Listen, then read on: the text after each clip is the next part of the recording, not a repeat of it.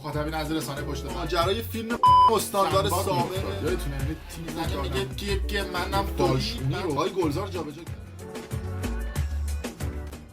درود به مخاطبین عزیز، اینجا رسانه پشت پرده است و بنده امین فردین. خوشحالم که به همراه تیمم بار دیگه با یک برنامه پشت پرده دیگه با شما هستیم. امیدوارم که هر کجا این کره خاکی که هستید و صدا و تصویر من رو میبینید و میشنوید حال دلتون خوب باشه، جیبتون پرپول باشه و از همه مهمتر سالم و سرحال باشید.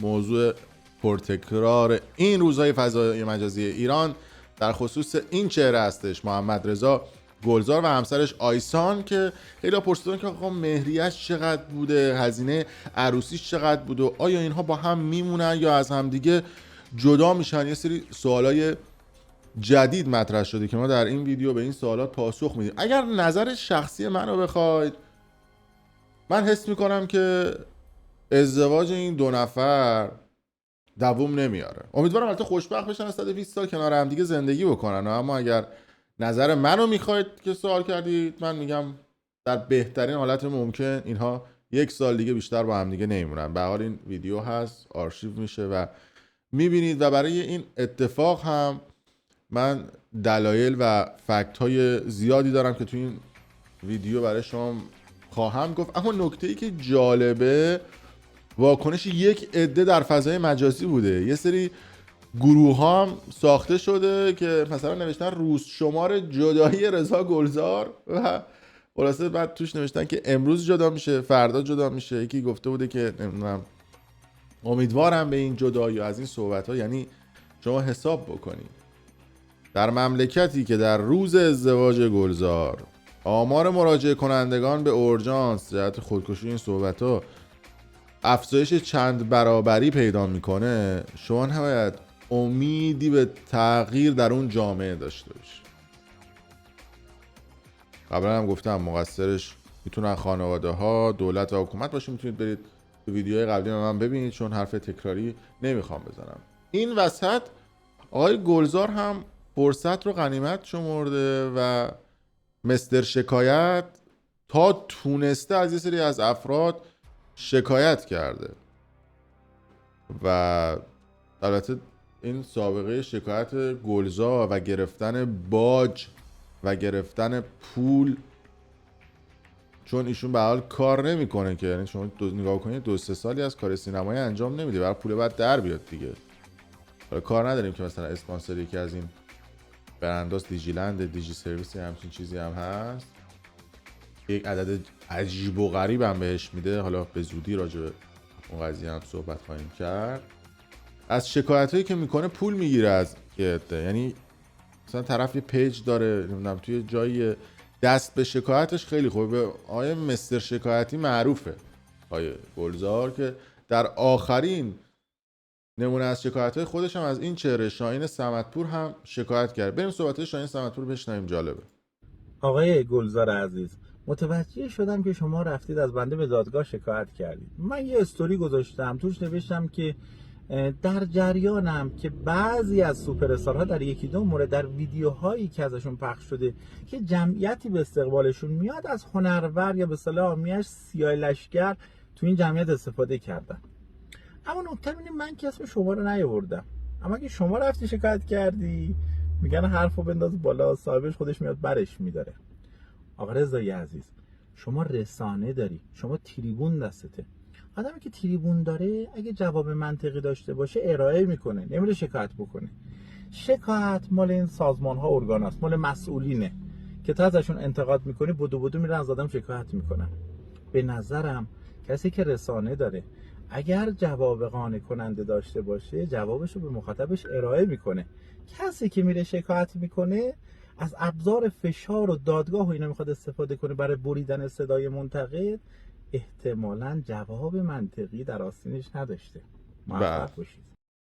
کاملا هم منطقیه. یعنی شما میرید نگاه میکنید این فضای مجازی رو، به حال گلزار هم به نوعی شما فکر نکنید الان ناراحت از این اتفاقات، الان در خوشحال ترین حالت ممکن به سر میبره و تمام این افراد بهش توجه میکنن. و آیسان هم، حالا میگم چرا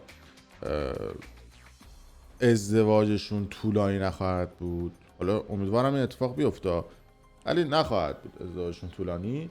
مهریه که تاریخ تولد آیسانه 1376 تا سکه مهریه گلزار برای آیسان هستش و البته فکر کنم طبق قوانین ایران بیشتر از 114 تا نمیتونن بزنن تا جایی که من میدونم، یعنی 114 تا فکر کنم نمیتونن بگیرن. حالا همچین چیزی هستش و اینا، بعد برید حالا قانوناش رو مطالعه بکنید. اما مهریه تاریخ تولد آیسانه. آیسان هم به حال فن و طرفدار گلزار بوده و آرزوش ازدواج با گلزار و پوشیدن لباس عروس کنار این آدم بوده. به حال معروفیت و محبوبیتش هم گرفته و من چیزی هم که شنیدم بسیار آدم گند اخلاقیه گلزار، یعنی که هر کسی شما نگاه نکنید به این ظاهر خوش تیپ و خوشگل این چیزاشو، بسیار آدمی هستش که اخلاقش عجیب و غریبه. بعد جالبه که من دیدم یه اسکرین شات منتشر شده، بعد یه پسره اومده بود و جالبه اینجا نوشته بود که 100 ساعت بدون تو گذشت، تا ابد دوستت دارم، هشتگ رضا گلزار. این دستمستش هم قشنگ مشخصه که پسر سلطان تو مردی، گلزار هم مرده، احتمالا میخوای بهش یعنی من فکر میکنم که همچین چیزی هستش که شما اینو گذاشتی و دلیل دیگه نمیتونه داشته باشه. خب ازدواج هم بکنه، من حالا مشکلیه حالا این آدم بره ازدواج بکنه. در صورت اگر با اون موضوع قبلیمون گفتم دیگه درست شده هم نیست این مملکت با حضوری همچین طرفدارای عجیب غریبی که این افراد دارن. مهریه هم که گفتم 1376 تا و اخلاقی که گلزار داره هیچ کسی نمیتونه تحملش بکنه. اینم به آرزوش رسیده و تحت توجه هم قرار گرفته. گلزار هم یعنی آدم الکی غیرتی، یعنی شما نگاه بکنید حتی توی این ویدیویی هم که منتشر شده بود که در و دیوار و چپ و راست رو نگاه میکنه، بالا رو نگاه میکنه، نمیدونم همه جا رو نگاه میکنه، حتی تو چش این دختره نگاه نمیکنه. یعنی انقدر خودشون آدم‌های مغروری میدونن و از خود راضی میدونن. نگاه کنید آخه تویی که داری بالا رو بعد نگاه کنی، این ور و اون ور، به جای اینکه تو چش طرف نگاه بکنه و این سوگندو بخونه، کلا چپ هم نگاه کرد، نمیدونم این ور.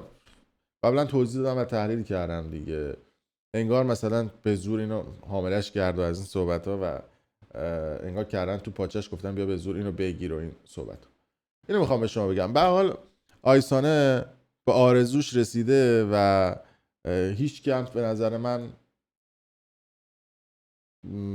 هیچکی نمیتونه اخلاق گلزار رو تحمل بکنه جز یه کسی که یه فن شیش آتیشه باشه.